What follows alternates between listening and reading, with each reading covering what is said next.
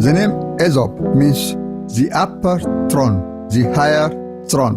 Edop, the name of Ethiopia, means the upper truth, the higher truth.